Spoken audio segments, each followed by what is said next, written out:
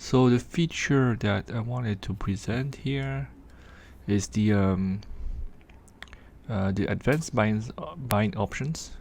So typically, when we talk about a regular tournament, we have the simple option where you pay the buy-in, for example, 500 coins, and then you get an entrance ticket to the tournament. Or we have the other option where you use a voucher that you have acquired in a previous tournament. So a satellite tournament would grant you vouchers to a main event, which allows you to organize tournaments over several days, where each tournament is like a qualifier round for the next one. But sometimes these two tournament types these two buy-in types are not enough to do the kind of structure that you would want. And for example, if you have a tournament where you want to have a subset of your club members participate, you would not be able to do that with the current options we have. So this is where we have created advanced buy-ins. So let's go and take a look at what that means. If when I create a tournament, say AAA, we have now the option to do advanced buy-ins, which is at the expert level. So that requires me to be using the UI level expert. That tournament option, advanced buy-in, still have to enable it, and it replaces the simple options where I have either a fixed buy-in price or entry by voucher. These are still available, but I also have advanced buy-ins. So this shows me this table, which is essentially a series of tiers where I can create different categories of buy-ins. So the simple one would be that everyone would pay a fixed price. So that's equivalent to what I had before. So this is a row where everyone, so anybody, regardless of whether they belong to a group, would pay 100 coins to enter the tournament, and they don't need a voucher for this tier. So now if I say that if you have a voucher, your buy-in is free, right? So that's a combination of the two options we had before. Before we had either you pay the $100 and then you enter, but then you don't have vouchers, or you would have a voucher and then you enter for free. So let's combine these two together and do everyone, but it requires a voucher. And now that buy-in would be 0.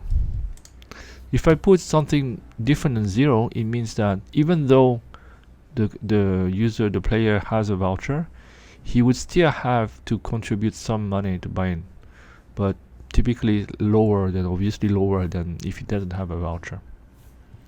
So these two options is already together is already something that we were not able to do before.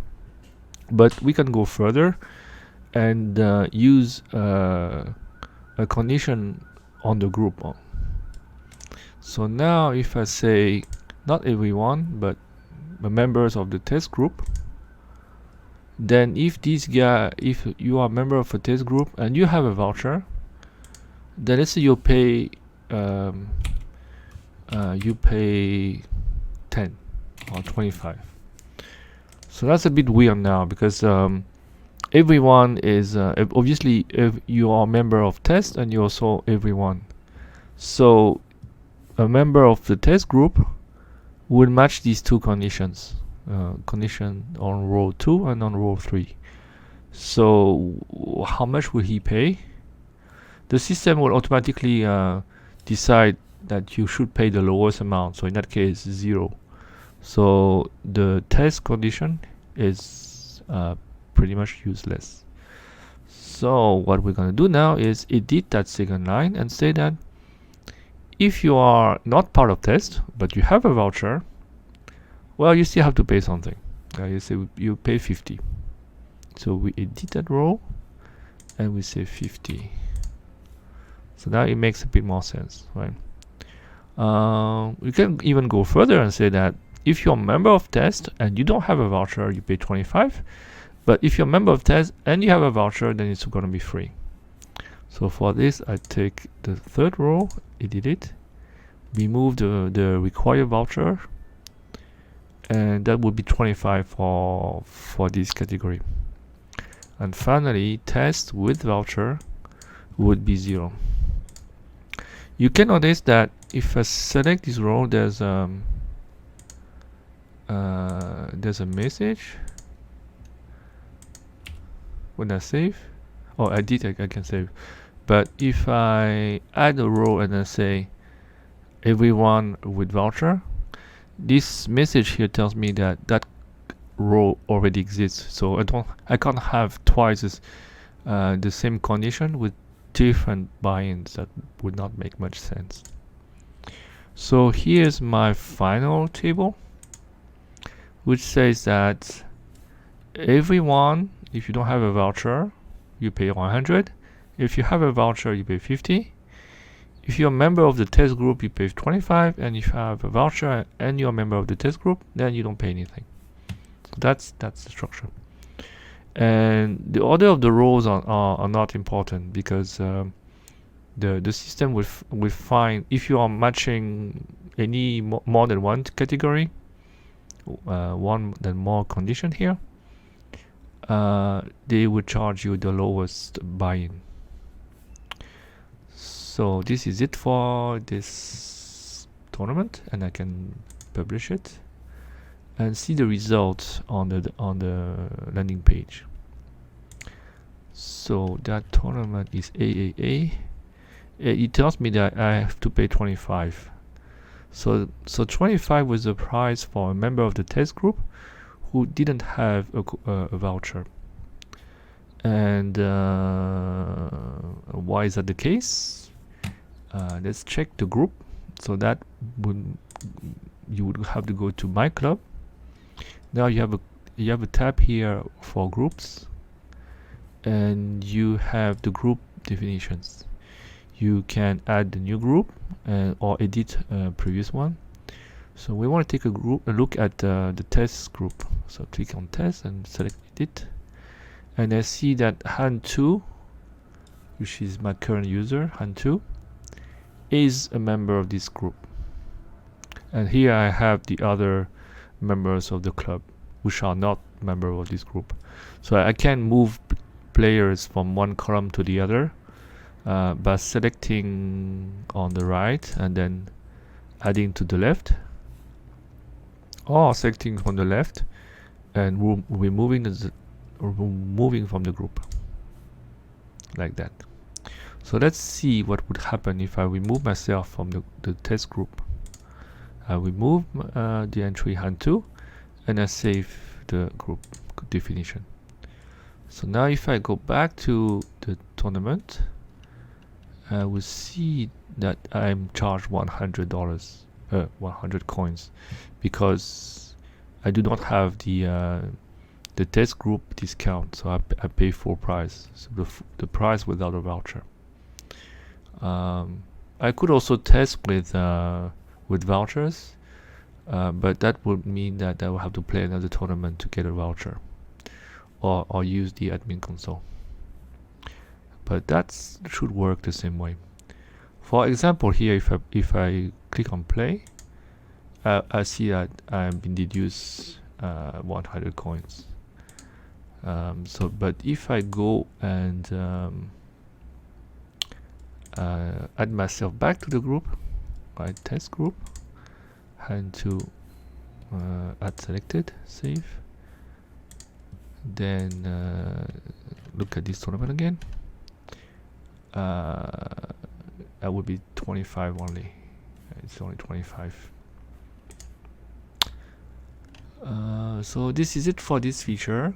There is another one that is related to this regarding again for the tournament. So if players buy in and pay less than the default price, the 100 here, they will contribute less to the pot, to the pool, to the prize pool. So for example, if you have everybody in your tournament using vouchers and you have decided that for them the buy-in is free, then obviously your pool size will be 0. So in order to keep your tournament interesting, you can decide to grant jackpot or bonus from the club bank. So each club has like a cash treasury where you can contribute from your own member accounts. So Han2, for example, the bank is 251, but let's say I contribute 500 coins for my own stash. So that should come out from here and then go back here, go into there. Right? So that's what happened. And I can make a tournament, use some funds from the bank. So in the bonus jackpot section, I have two ways to do this: either as a jackpot, which is partly random. So you decide an average value, and the shape is the randomization factor. The higher this number is, the more likely this is going to be close to the jackpot, to the average. The jackpot will be close to the average. And there's another section here about a fixed bonus. If you want to always grant an additional bonus on top of the jackpot of, for example, 200, then you can just put 200 here. And finally, this option here is also related to the fixed bonus. It means that this bonus will not be added if you have enough signups. So it's basically a minimum guaranteed pool. So let's say you have a tournament that you want to have a minimum price of 200. You choose this combination, and if you don't have enough entries or enough buy-ins, or let's say the total of your buy-in is it's only like 150, then your club bank would participate the remaining 50. But if you have enough entries and the pool, the normal pool exceeds the fixed bonus, then your club bank will not have to contribute anything. In any case, the total of the bonus contribution and the jackpot contribution cannot exceed the bank, because this is basically where the system would take the funds from. So this is the two features that we have just added in order to make tournaments even more interesting.